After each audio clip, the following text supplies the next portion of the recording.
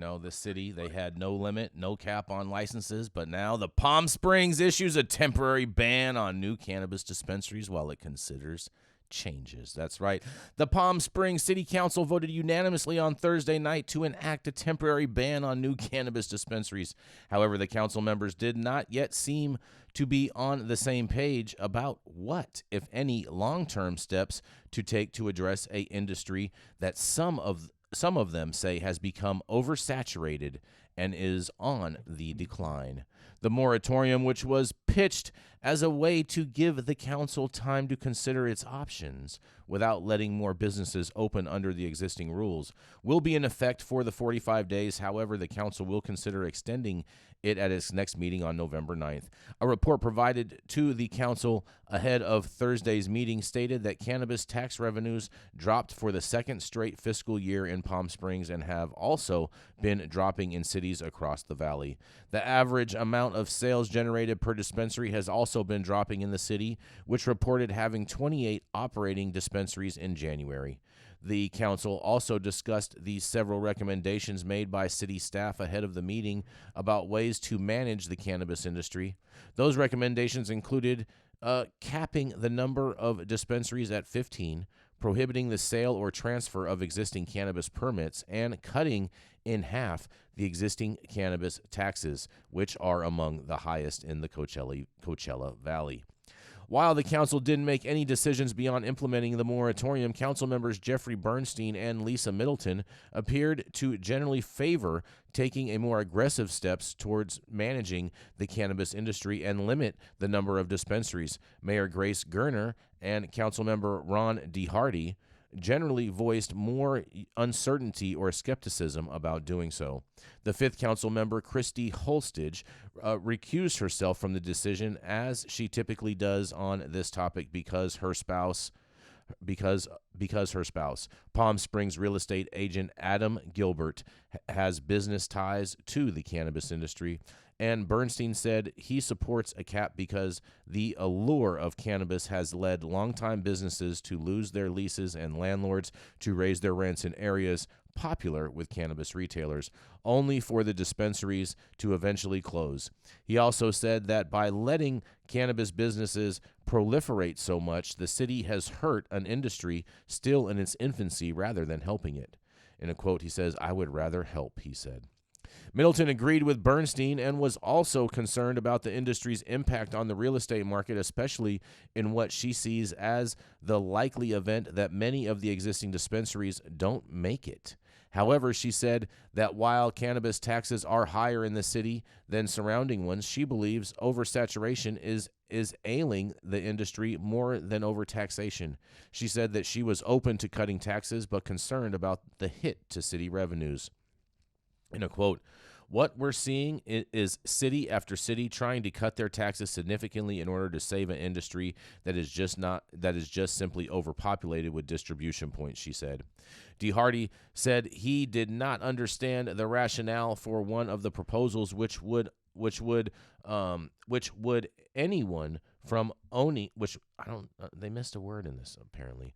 It says which would anyone from owning multiple dispensaries. I guess they're trying to ban anyone from owning multiple dispensary locations in the city, and said it seemed crazy to him that staff believe Palm Springs has the most dispensaries per capita in California.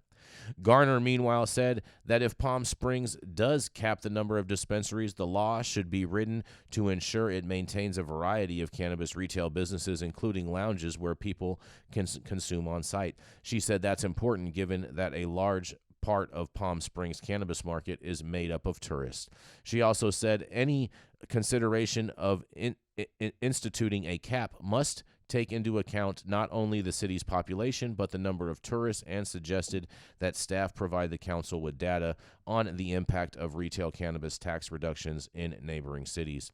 While the city council may vote on extending the moratorium at its next meeting, any larger decisions will likely be made for some time. City staff said the next step would likely be to hold meetings with industry stakeholders to gather further data for the council to consider and discuss in the new year. So basically, they're trying to kick the can down the road, but I want to see what y'all have to say. And this is Jason Beck reporting for the High at 9 News. What do y'all think about this? Crickets, huh? So the Crickets. point behind this was to try to protect the operators that were already there because of the extra competition in the Coachella Valley, not just in Palm Springs. And they were really, really struggling at the same time as the social equity program was trying to stand up more retail when retail was saturating there. So You know what the easy solution for this is, Dale? The super easy free market. solution is to is to lower the taxes, put a cap, figure out whatever number that they want to have. So let's just say that I think the article referenced that they have over 22 or 25 dispensaries, and so let's just say the city says, oh, you know what, we don't want to have more than 15. Okay, cool. So set the cap at 15, and then whatever dispensaries close in between that time until you get to a number of below 15, then at which point they could issue new licenses. And that's a super easy fix. I don't understand why it's so difficult for these council members to get over that type of a hump. And right now they're just Government. starting with no more. Mm-hmm. I understand that, Once you but start to cap it, you get into a different set of issues, just saying, and that's also where corruption blossoms. yeah, but I agree with you on that. But the thing is that most of the corruption blossoms in the at the point of initial licensure, not opposed to once the businesses are already stand up and operational and they already are at a surplus of licenses. Yeah, and if there's only a certain limited number of licenses, they grow in value as Exactly, other things happen. So exactly. yeah, Follow the six one half money. dozen the other. How do you pick how many is also one of the questions. You know, Oakland arbitrarily picked four, Mm-hmm. and suddenly that became like a one per 100,000 kind of. It was a weird or four per. Yeah, I don't remember the math anymore. But it was completely arbitrary. There were 12 doing very well, and then the Mm-hmm. mayor Brown said four. To your point, and Mm-hmm. then they just started dropping out. Those four became hella huge and popular and dominated in the area, Harborside. Mm-hmm. So, you know, it's how do you choose how many? As you go back to free market to a certain degree. Yeah, but I mean, I will agree with them that Palm Springs is way oversaturated, and that whole Coachella Valley is super But oversaturated with cannabis licenses.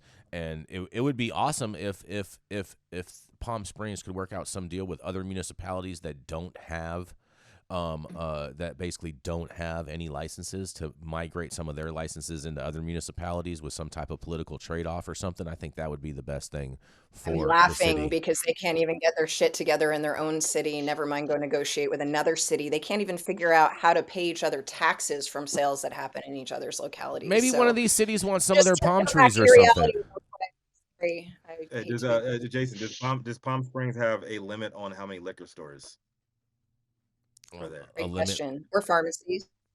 I don't know, but Or at the yeah, or at the same time, I mean, you can let the free market dictate on that, and I mean, technically, they could do that too. Just let the free market ain't free. free market dictate what happens in Palm Springs. But I'm willing to bet that they're probably in the next few years you won't see more than 15 dispensaries in Palm Springs. Free market ain't free, man. It is free. Jason, you know what I find interesting about this article, kind of looping into one of Dale's good points regarding last article, was this article talks a lot about taxes and if businesses don't survive, what that does to the tax revenue, et cetera, but doesn't speak to all of the jobs that are lost as well. Mm-hmm. And there's a ton of people out there that may not be interested in entrepreneurship, but are looking for good, solid paying jobs that allow them to elevate professionally as well. Mm-hmm. Very true. Very true. It is a lot of people that these businesses employ, and those are all members of the community as well. That's very true, Chris. Anyone else? All right. Well, By coming the up. way, some information. Oh yeah, go ahead, Doctor T. Cathedral City is just outside of Cathedral City, Yep. just outside of Palm Springs, Correct. is the number one. Has the most dispensaries per capita in California. Oh wow, look at I used to Santa that. have Cruz two number clients. two. Look Yeah, I at had that. two clients in the same strip mall, like literally 3 stores away from each other Mm-hmm. in Cat City. Oh boy.